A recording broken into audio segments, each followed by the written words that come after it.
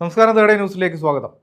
നമ്മുടെ സംസ്ഥാനത്ത് 20% വോട്ട് ഷെയറുള്ള ഒരു പ്രമുഖ പാർട്ടി തന്നെയാണ് BJP. ദേശീയ പാർട്ടിയാണ്, ലോകത്തിലെ ഏറ്റവും വലിയ ജനാധിപത്യ പാർട്ടിയാണ് BJP എന്ന് പറയുമ്പോൾ പോലും കേരളത്തിൽ അവർക്ക് ജനാധിപത്യ രീതിയിൽ തെരഞ്ഞെടുപ്പുകൾ വിജയിക്കാത്ത തരത്തിൽ അല്ലെങ്കിൽ വിജയിക്കുന്ന തരത്തിലുള്ള ഒരു വളർച്ച ഉണ്ടായത് ഈ അടുത്ത കാലത്താണ് എന്നതാണ് യാഥാർത്ഥ്യം. പലപ്പോഴും നിയമസഭകളിലേക്ക് തന്നെ മത്സരിക്കാറുണ്ടെങ്കിലും വലിയ മത്സരങ്ങൾ കാഴ്ചവെക്കാറുണ്ടെങ്കിൽ പോലും ഒരു MLA ഒടുവിൽ ലഭിച്ചത് നിയമമണ്ഡലത്തിൽ O രാജപാൽ വിജയിച്ചതാണ്. പക്ഷേ കഴിഞ്ഞ ഏറ്റവും ഒടുവിൽ നടന്ന നിയമസഭാ തെരഞ്ഞെടുപ്പിൽ ആ ഒരു സീറ്റും അവർക്ക് നഷ്ടമാകുന്ന കാഴ്ച കണ്ടു.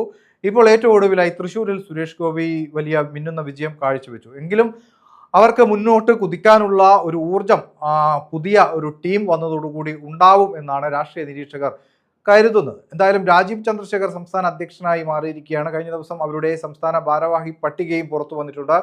MD രമേശ്, ശോഭാ സുരേന്ദ്രൻ, അത്തരത്തിൽ മുതിർന്ന നേതാക്കൾ, വലിയ ജനസ്വാധീനമുള്ള അല്ലെങ്കിൽ ജനങ്ങളെ വലിയ രീതിയിൽ ആകർഷിക്കാൻ പ്രാപ്തരായ നേതാക്കൾക്ക് വലിയ സ്ഥാനങ്ങൾ നൽകിക്കൊണ്ടാണ് എന്തായാലും പുതിയ ഭാരവാഹി പട്ടിക വന്നിരിക്കുന്നത്. ചില അസ്വാരസ്യങ്ങൾ അവർക്കിടയിൽ ഉണ്ട് എന്ന് പറയുന്നു.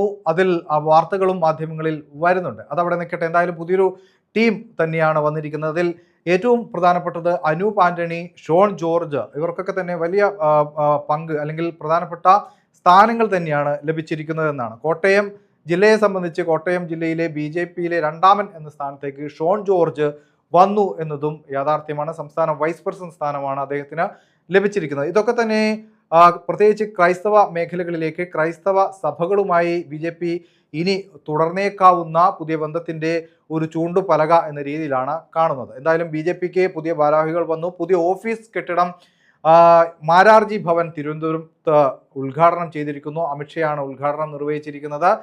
വലിയ പ്രതീക്ഷകളോടെ BJP ഒരു തുടക്കം കുറിക്കുന്നു. വരുന്ന നിയമസഭാ തെരഞ്ഞെടുപ്പ്, ആദ്യം തദ്ദേശ സ്വയംഭരണ തെരഞ്ഞെടുപ്പ്, പിന്നീട് നിയമസഭാ തെരഞ്ഞെടുപ്പിലേക്കുള്ള ഒരു പ്രവർത്തനം ഇതോടുകൂടി BJP ആരംഭിച്ചിരിക്കുന്നു എന്നാണ് മനസ്സിലാക്കാൻ സാധിക്കുന്നത്.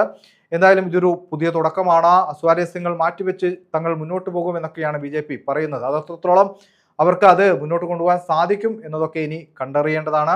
എന്തായാലും പുതിയ BJP ഓഫീസിൽ മുഖ്യമന്ത്രിയുടെ മുറിയുണ്ടോ എന്നാണ് പലരും ചോദിക്കുന്നത്. എന്തായാലും അവിടെ 1-ാം നമ്പർ ഒരു മുറിയുണ്ട്. അത് VVIPകൾക്ക് വേണ്ടി സജ്ജീകരിച്ചിരിക്കുന്ന മുറിയാണ് എന്നാണ് ഇപ്പോൾ കാര്യങ്ങൾ വ്യക്തമാവുന്നത്.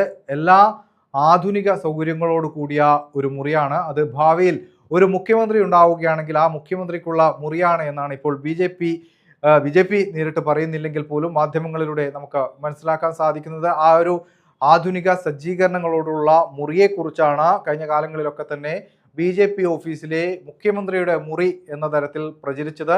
എന്തായാലും ഭാവിയിൽ BJPക്ക് മുഖ്യമന്ത്രി ഉണ്ടാവുമ്പോൾ ആ മുറിയിൽ താമസിക്കാൻ ആർക്കാണ് യോഗ്യത ഉണ്ടാവുക എന്നതൊക്കെയാണ് ഇനി വരും കാലങ്ങളിൽ ചർച്ചയാവാൻ പോകുന്നത്.